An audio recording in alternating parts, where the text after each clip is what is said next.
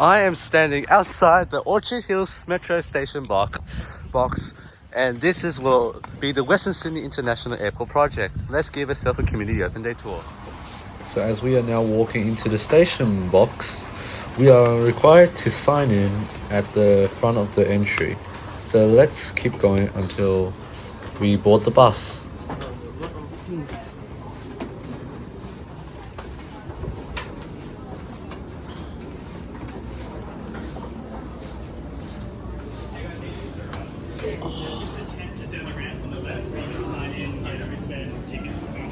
Now it's time to board the bus tour ride.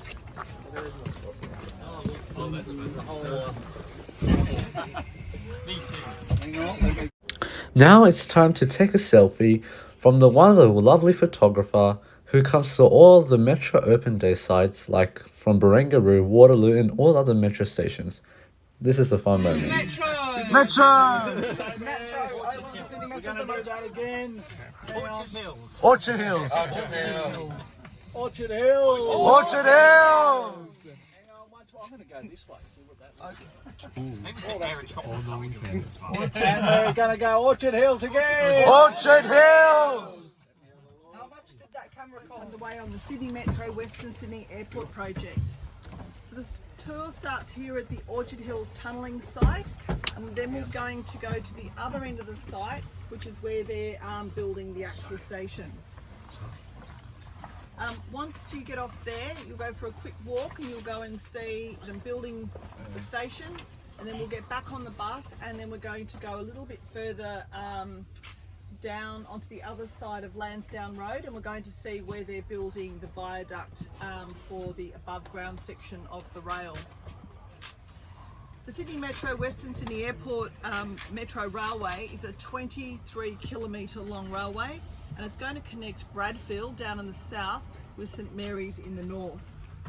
The project includes 6 metro stations, and the project's jointly funded by both the Australian and the New South Wales governments, and the plan is that the rail will open about the same time as the airport. So I work on the station boxes and tunnelling works, and it's a part of the Western Sydney Metro project, and there are 2 other groups also building parts of it. One's the above ground section, and then Parklife Metro is the stations and all of the systems and the rails, and they'll also get the trains. So the station box is a deep excavation where the Orchard Hills station will be built. The dive is the ramp where the metro trains will transfer from the tunnels to the section of the rail on the surface, and that section is between Orchard Hills and Airport Business Park. It took 5 months to dig out about 173,000 tonnes of spoil, which is about 28 Olympic-sized swimming pools. The dive itself is about 270 metres long and ranges from 13 to 22 metres wide, and between 2 metres and 10 metres deep. This end, the station box end of the structure is about 22 metres deep and 22 metres wide. About 5,000 cubic metres of concrete, which is about 2 swimming pools, was used to build the dive structure. So building the metro tunnels, we used 4 tunnel boring machines, which we call TBMs for short, and they were used to build the 9.8 kilometres of metro tunnels.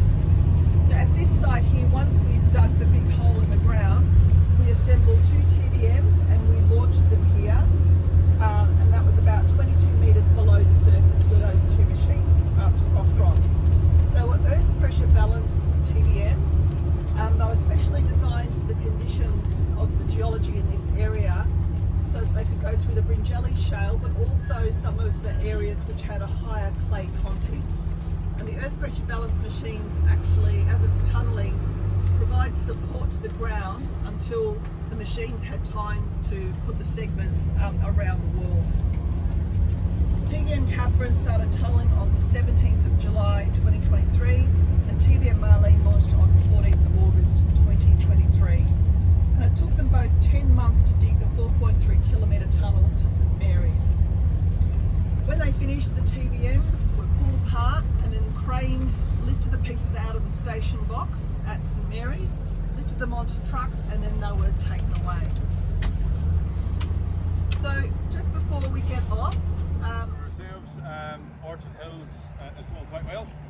We've got a bit of work to go through. What we'll do is we'll go to the station box wall. We'll take you along, show you what we're up to at the moment, what we're going to be doing for the next year. Just to keep you posted. After that, then we'll field a few questions. Whatever you want to know, you can ask. We can run through what we're up to. Okay. So just quickly to review. We've got over in the background, you can see it now is the patching plant. That supplies the concrete to the job. We've got two fabrication areas for all our work that are happening in the box. Down in here, we're going to stay to the north.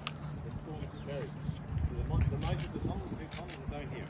The overland section changes from this direction here, comes from Ludlam down into our station box from overground to underground. So one of the transition stations. Okay? But follow me and we'll go through the rest of the works and we'll field any of your questions.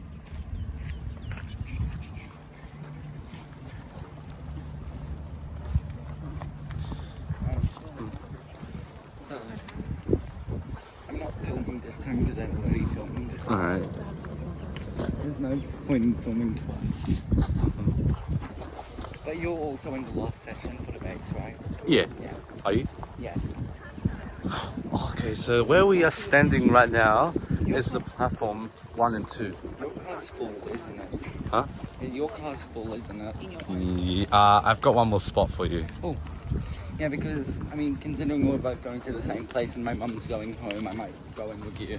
We'll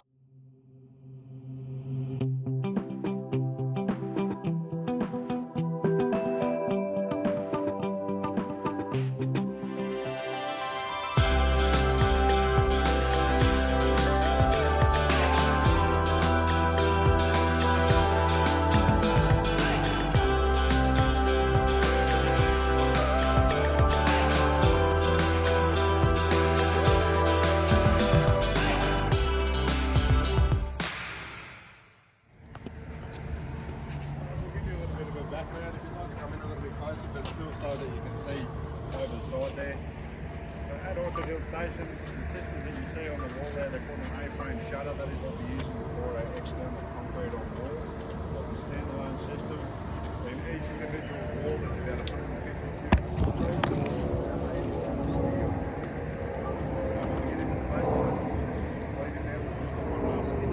There's about 600 cubic concrete in each wall. There's about 180 to 200 ton of steel in there. There's a lot of work thrown into it. The fun fact that we're doing at the moment is throughout this whole build, we're pouring about 27,000 cubic of concrete throughout this one station alone. So we are one of the shallowest stations along the alignment, but complex all the same. This area where we're standing at the moment is called back of house. So this section here is when your service will come in, run into the building and then filter out of these buildings and run the stations. It will also push power along the alignment so that we don't have to pull from the external services too much. The 10-metre sections, which you can see the big A-frame shutters that are up on the ground next to the 250-tonne crawler crane, they are front of house formworks. So those sections there, that will be where you come down onto the platform level, and that's pretty much the only part that you'll see. Everything else will be well hidden behind it. The architectural and facade package of this actually blends into the surrounding really well. It's a light green, which is going to blend fairly well to it. It will still look like a metal structure at the end of the day, but there's a lot of stuff that goes on around it which will keep it all fairly well hidden. All that being said as well, we do have the upgrade to Kent Road going on, so that turns into a bit of a dual carriageway. It cuts down through these gantry cranes behind me, goes across into the eastern section and creates a figure of 8. There is all the parking over that side that will happen. There's also 3 sets of traffic lights to go in, one where it transitions across the box, the other one down here where it meets Lansdowne, Kent Road meets Lansdowne Road. There'll be another one just down to the left as well to get you across into the parking sections. Where we're standing at the moment turns into a bit of the bus route. So the buses will come down, they'll drive down this section here, and then they'll turn around and head back up Kent Road. The whole design is based on not impacting the surrounding community as much as physically possible. There will be some slight impacts, but it will be kept as bare as we can. That being said, has anyone got any questions that they'd like to ask? Yeah, Canfield, so we got a new bridge as well? There is no new bridge going on. Everything's designed to facilitate the works down this way. I believe that's the future. Yeah. So everything's just designed to get you off the M4 and back onto the M4. And the tunnel, Yep. I saw you got 30 meters underground. So this is where they launched the TBM. So it starts off at, I think they're 20 metres to the top of the portal, to the bottom of the portal at this end. They drop down to 30 metres through Claremont Meadows Shaft, and then they come into St Mary's Box, which is about 22 metres deep. Yeah, so there's a big gradient on it. At the low point, there's obviously pits in every section so that we can de-water the tunnel. Obviously, we can't de-water it, it floods. So all these things have been taken into account.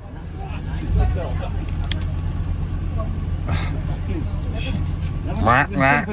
Quack, quack. Quack, quack. Currently 1,108 kilometres of tensioning cable. It's a long catwalk cable. It's used to reinforce the segments and support that viaduct structure.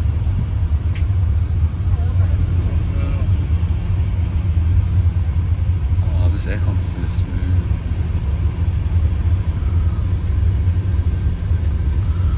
Oh, this is the same as the one at Rouse Hill, because the bridge structure is also the same.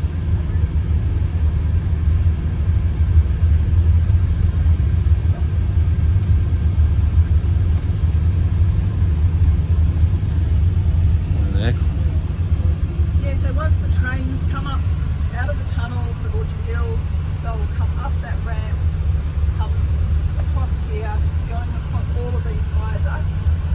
Then when you get to Airport Business Park, there's another dive there, and then they go underground all the way to Bradford.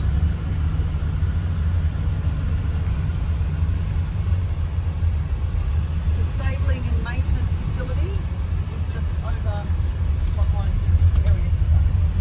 Wow. What's your reason on the lights?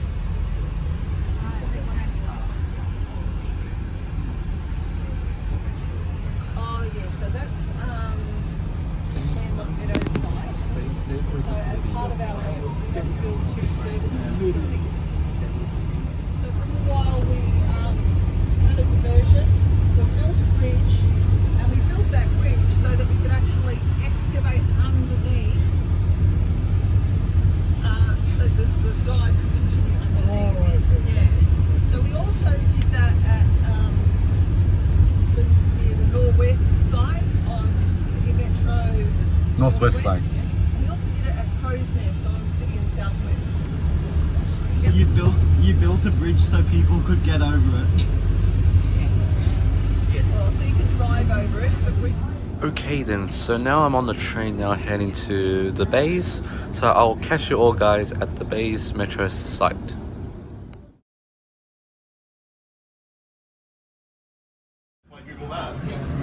That's gonna be difficult. Worst walk out of anything. That's gonna be difficult getting back. Cost 15. You'll be fine. So now we're on the bus heading for our tour around the Bays Metro Facility Open Day. I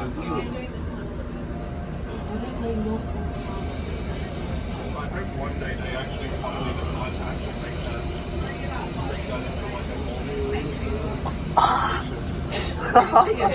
Yeah, dude.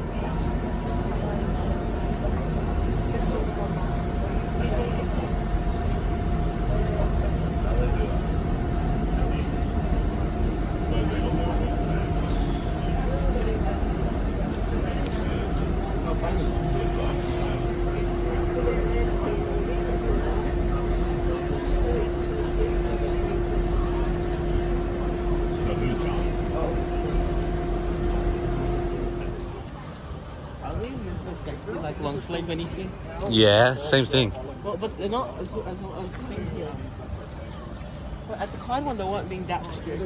No, well this one's more, because this area is more industrialized. Oh, yeah, push it in. Station. This is the second stage. What? What? What? What? Should we go on it? Yeah. This is the station box of the Bay Station. I wish we were able to go down and have a look.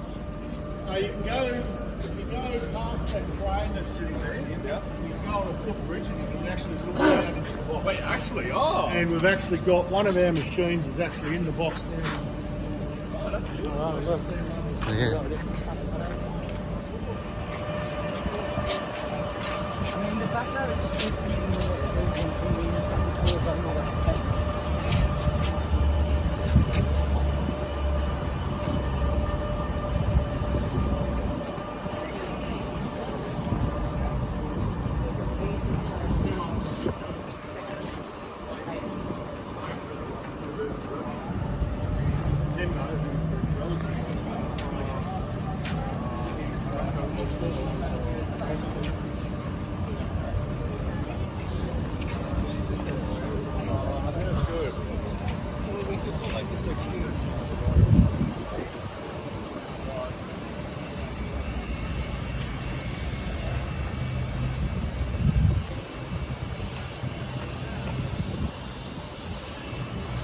So it's time to give ourselves a look down at the how deep it is when we go down to the station box. Let's go. So now we're going down towards the station box. Unfortunately, we cannot go down. It just makes no sense. But here we are. Ruby.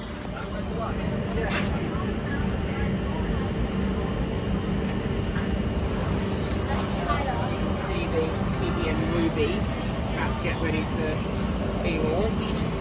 TBM Ruby is now facing towards Martin Place. Oh, the iPhone 15 Pro.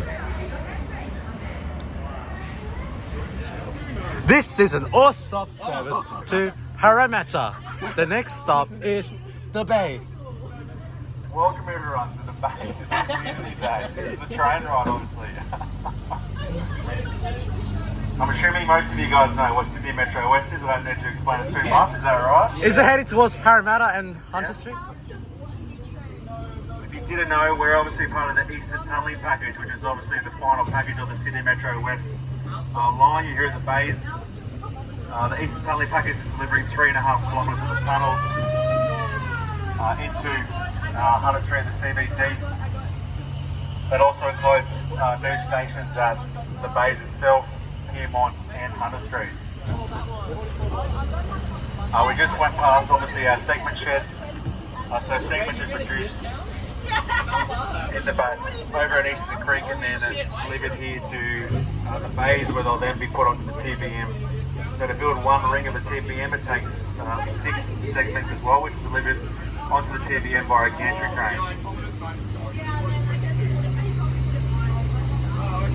We're going past now what's known as our slurry treatment plant.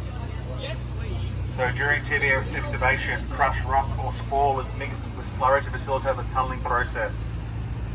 The slurry treatment plant is used to produce slurry, and after excavation, the slurry is then pumped from the tunnel to the treatment plant where it goes through several stages to separate the fluid from the excavated material.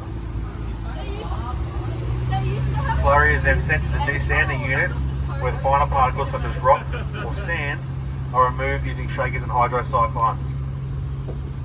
Up on the right was the bentonite silo. Bentonite, stored in this tank, is the clay material which is mixed with water to create slurry for tunnelling. On the left, well, it's not listed today, is the marshalling yard. So part of our truck manager plan, the area is used as a marshalling yard for haulage trucks across the project and prevents trucks from queuing at Piermont and Hunter Street.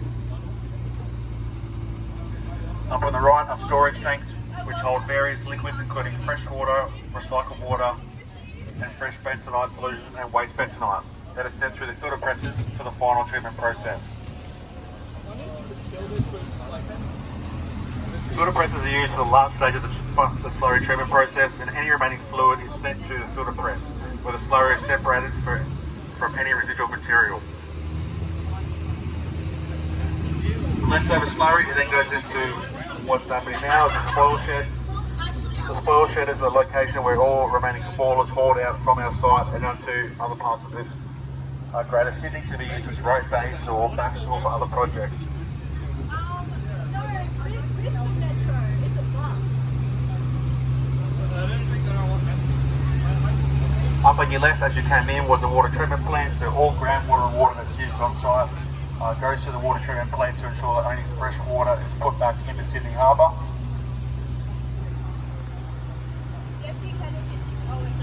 As a project, we expect to produce more than 460,000 tonnes of spoil.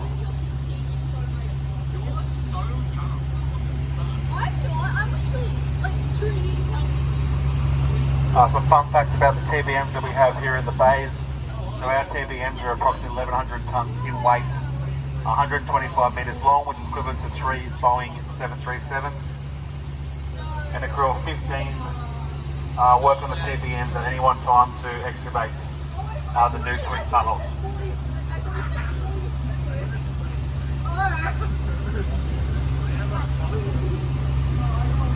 In terms of depth underneath the harbour, we cross 2 harbours. The maximum depth will be 50 metres in the CBD and the minimum depth of 22 metres over in Piedmont underneath the light rail.